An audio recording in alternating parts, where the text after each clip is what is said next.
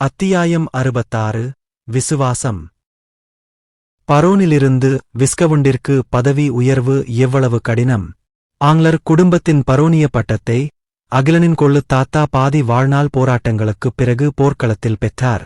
அப்போதிருந்து ஆங்லர் குடும்பத்தைச் சேர்ந்த 3 தலைமுறை பரோன்கள் போர்க்களத்தில் சண்டையிட்டிருந்தாலும் அவர்களில் 2 முன்னணியில் இறந்திருந்தாலும் குடும்பத்தின் பிரபுக்கள் இன்னும் விஸ்கவுண்டாக உயர்த்தப்படவில்லை. இது பெரும்பாலும் வடக்குப் பகுதியில் அதிக எண்ணிக்கையிலான பிரபுக்கள் இருந்ததாலும் அதிகார மாற்றங்களின் மெதுவான சுழற்சி மற்றும் பரவலான வர்க்க விரைப்புத்தன்மையாலும் இது உன்னத பதவி உயர்வின் சிரமத்தையும் எடுத்துக் காட்டுகிறது. இந்த முறை தனது வளர்ப்புத் தந்தையின் பரோனிய பதவியை மட்டும்தான் பெற்றதில்லை, மாறாக விஸ்கவுண்டாகவும் உயர்ந்ததை அகிலன் நம்பவே முடியவில்லை. ஆச்சரியத்தின் மத்தியில் தனது பதவி உயர்வு பல காரணிகளின் கலவையின் விளைவாகும் என்பதை அகிலன் உணர்ந்தான். முதலாவதாக, வடக்கின் பெரும்பாலான பழைய பிரபுக்கள் செயின்ட்ஹில்ட் குடும்பத்தைச் சேர்ந்த 2 சகோதரர்களின் ஒருங்கிணைந்த படைகளால் அழிக்கப்பட்டனர். மேலும் செயின்ட்ஹில்ட் குடும்பத்தினரால் கணிசமான அளவு நிலம் மீட்டெடுக்கப்பட்டது. இது பிரபு பதவி உயர்வுக்கான சிரமத்தை கணிசமாகக் குறைத்தது.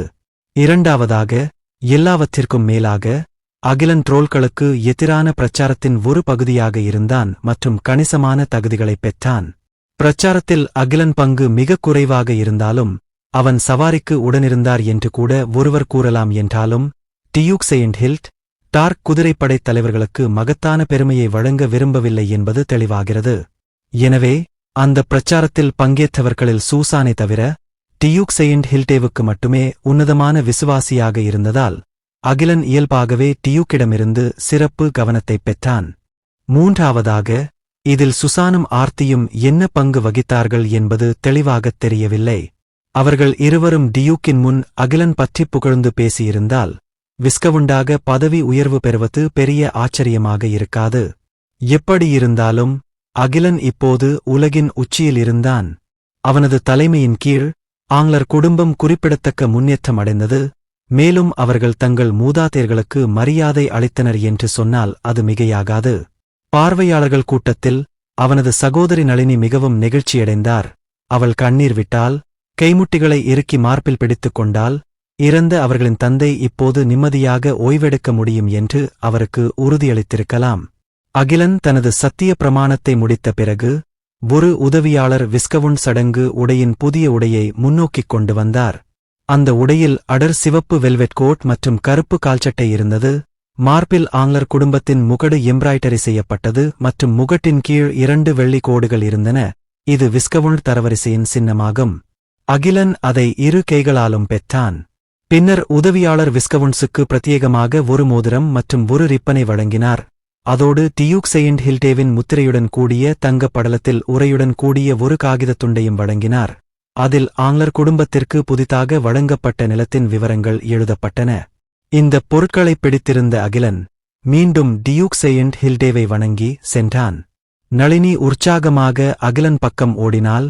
அவளுடைய மகிழ்ச்சி கிட்டத்தட்ட கட்டுப்படுத்த முடியாதது. ஆனால் அந்தச் சந்தர்ப்பத்திற்கு ஏற்றவாறு நடந்து கொள்ளவும் அவளுக்குத் தெரியும். மேலும் அகிலன் காதில் மெதுவாக பேசினாள். இது அற்புதம். அப்பா உன்னைப் பத்தி ரொம்ப பெருமைப்படுவார்.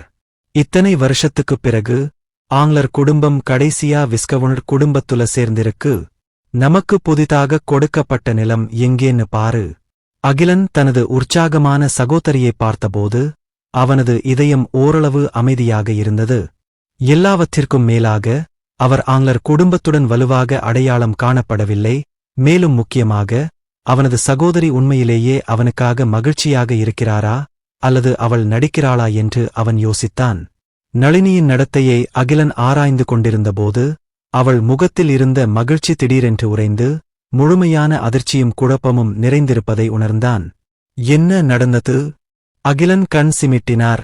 தாழ்ந்த குரலில் கேட்டான். நம்முடைய புதிய ஆட்சியைப் பாருங்கள். இங்கே எப்படி இருக்க முடியும் என்று நம்ப முடியாமல் நளினி அகிலன் முன் காகிதத்தோலை விரித்தாள். அப்போதுதான் அகிலன் குழப்பத்துடன் காகிதத்தோலைப் பார்த்தான். பின்னர் அவனும் உறைந்து போனான். இங்கே எப்படி இருக்க முடியும்? ஏதாவது தவறு இருக்க முடியுமா? அகிலன் மற்றும் நளினி ஒருவரையொருவர் திகைப்புடன் பார்த்துக் கொண்டிருக்க புனிதப்படுத்தும் விழா தொடர்ந்தது. அடுத்து அழைக்கப்பட வேண்டிய பெயர் ருத்ரன் சுடோர். சுடோர் குடும்பத்தின் சரியான வாரிசு அகிலனுடன் உறவு மிகவும் சிக்கலானதாக இருந்தது. மிகுந்த உற்சாகத்துடன் மண்டபத்தின் மையத்தை நோக்கி நடந்து ஒரு முழங்காலில் மண்டியிட்டார். கடந்த 2 மாதங்களில் வடக்குப் பகுதியில் வேகமாக மாறிவரும் சூழ்நிலை ருத்ரன் தொலைந்து போனதாகவும் பயந்ததாகவும் உணர வைத்தது. ஆனால் அதிர்ஷ்டவசமாக அவர் தனது இறக்கும் தருவாயில் இருந்த தந்தையின் வார்த்தைகளை கடைப்பிடித்தார் மற்றும் அவரது மாமா கவுண்ட் உமானின் அடிச்சுவடுகளை நெருக்கமாக பின்பற்றினார். இது பெரிய விபத்துக்கள் இல்லாமல் இந்த நெருக்கடியைச் சமாளிக்க அவருக்கு உதவியது. அவர் குறிப்பிடத்தக்க சாதனைகளையும் குவித்தார். ருத்ரனின் பார்வையில் அந்த எரிச்சலூட்டும் அகிலன் ஒரு விஸ்கவுண்டாக ஆக்கப்பட்டால் சூடோர் குடும்பத்திற்கும் பதவி உயர்வு கிடைக்க வேண்டாமா? இருப்பினும் ருத்ரன் பிரபுவின் அதிகாரப்பூர்வ அறிவிப்புக்காக ஆவலுடன் காத்திருந்த நேரத்தில் பிரபு தனது நீண்ட வாளை தனக்கு கீழே உள்ள பளிங்குத் தரையில் செருகி ருத்ரனிடம் கேட்டார். அப்படியே நெய்ட் ருத்ரனை படுத்து தூங்கு. சொல்லுங்கள், விசுவாசம் என்றால் என்ன?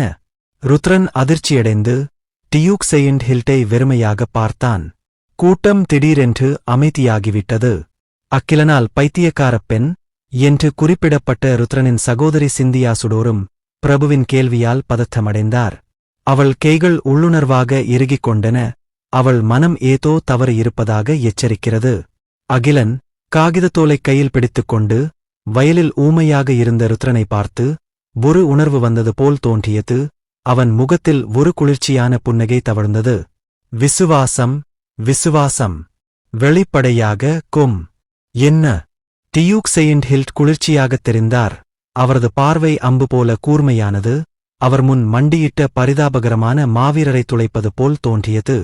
அத்தகைய பார்வையின் கீழ் ருத்ரன் தனது மனம் வெறுமையாக இருப்பதை உணர்ந்தான். மேலும் தான் என்ன சொல்கிறோம் என்று தெரியாமல் தன் வார்த்தைகளில் தடுமாறினான். டியூக் செயின்ட் ஹில்டேவின் தொனி மிகவும் குளிராக இருந்தது. அஜயன் தனது மார்க்விஸ் பதவியை கைவிட வேண்டும் என்று நீங்கள் பகிரங்கமாக கோரினீர்கள். அது விசுவாசத்தின் காரணமாகவா? அது முடிந்துவிட்டது.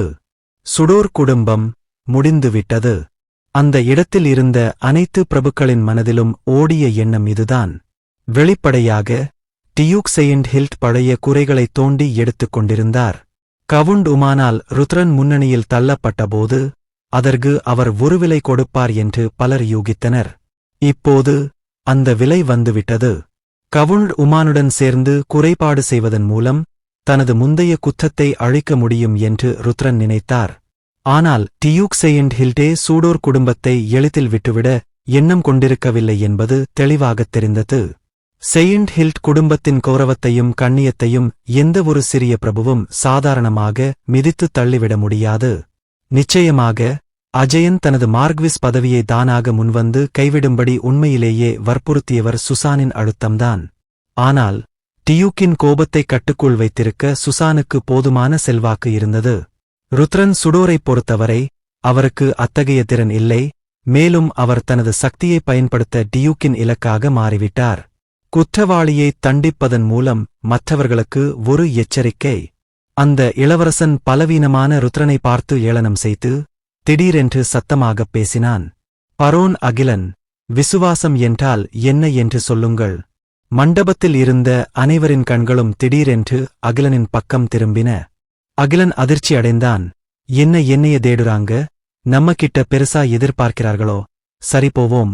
போற போக்குல என்னத்தையாவது சொல்லிட்டு போக வேண்டியதுதான்.